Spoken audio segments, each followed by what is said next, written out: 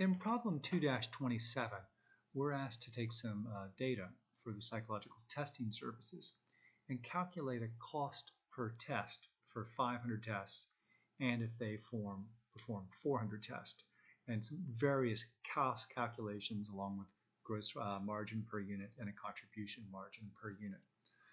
The one thing that's a little different here is typically when we think about a manufacturing company, we have direct materials, direct labor, and manufacturing overhead.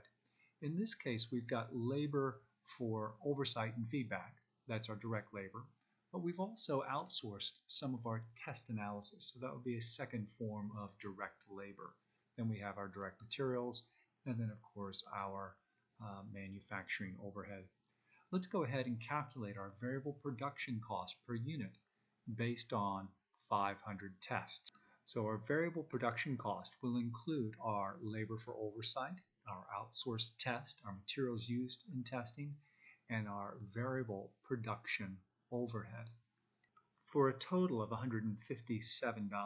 Since these are variable costs, the cost will be the same on a per unit basis if we perform 400 tests. So it will also be $157. Our variable cost per unit will include all of our variable production costs along with our variable selling and administrative cost of $13 per unit. So our variable cost per unit for 500 tests will be $170. And of course, because the variable cost per unit remains constant, it will be the same if we had performed 400 tests. Next, let's go ahead and calculate our full cost per unit. Our full cost per unit includes all fixed and variable costs. So the first thing we're going to need to do is express our fixed costs on a per unit basis for producing 500 or performing 500 tests.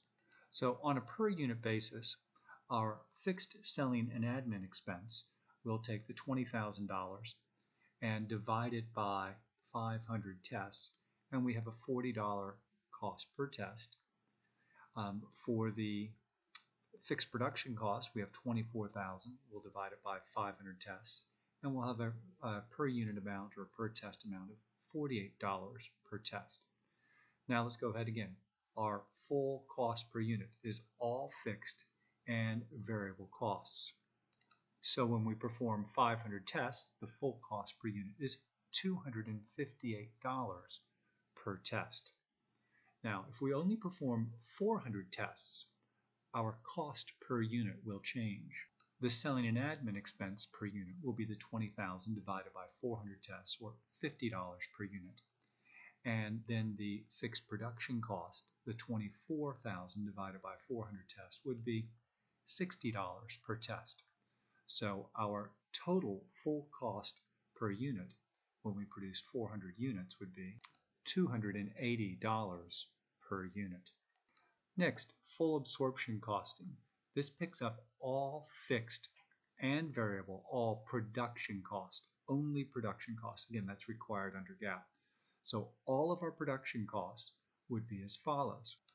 We have our $125 labor and oversight and feedback, outsourced test analysis of $16, materials used in testing $4 per unit, and production overhead variable portion of $12 per unit. And again, we need to calculate our fixed production overhead cost per unit if we perform 500 tests. That would be our $24,000 divided by 500 tests, or $48 per unit. So our full absorption cost per unit would be $205. That's the $48 per unit fixed cost. And then our variable production cost of $157 per unit. Now, of course, if we performed only 400 tests, our fixed cost per unit goes up, and our overall cost per unit goes up as to $217. That's the $60 in fixed cost per unit, plus our variable production cost of $157 per unit. Let's go ahead and take a look at our prime costs. Typically, our prime cost is simply direct materials and direct labor, but will also include the direct labor related to outsourcing our testing. So it will be the 125, the 16, and the 4, or $145 per unit. And since that's a variable cost, it will be the same whether we perform 500 tests or 400 tests. Our conversion cost is typically direct labor and manufacturing overhead. But in this case, remember, we paid some direct labor for outsourcing of our test analysis. So our conversion cost will include our direct labor for oversight and feedback, our outsourced test analysis, our variable production overhead, as well as our fixed manufacturing or production overhead. And we need to calculate that again on a per unit basis. When we perform 500 tests, the cost per unit again was $48 for fixed production overhead. So our overall conversion cost per unit is $201. That's the 48 in fixed production overhead, plus our direct labor for oversight and feedback, our outsourced labor for test analysis of 16, and our variable production overhead of $12. Of course, when we produce or only perform 400 tests, once again, our fixed manufacturing overhead or production overhead per unit will change. Instead of $48, it's the $24,000 divided by 400 tests, or $60 per unit. And since the number of units produced went down, our cost per unit goes up to $213. Next, let's calculate our contribution margin per unit. Our contribution margin is our selling price per unit minus all of our variable costs. Our selling price is $310 per unit, and all of our variable costs, recall, added up to $170 per unit.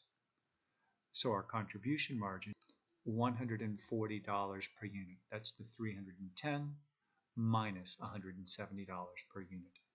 And of course, it will be the same for 400 units, since we're talking about selling prices, which are variable, and our variable costs.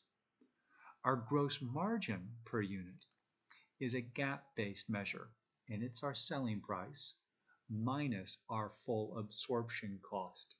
When we produced 500 or performed 500 tests, our full absorption cost per unit was $205. That was our fixed manufacturing overhead per unit, along with our variable manufacturing costs. So our gross margin is $310 minus $205 cost per unit, for a margin of $105 per unit when we perform 500 tests. And of course, our gross margin per unit will go down when we perform 400 tests, because our cost per unit goes up to $217. So our cost per unit, or gross margin per unit, will be $310 selling price minus the $217 full absorption costing cost per unit, for a gross margin of $93 per unit.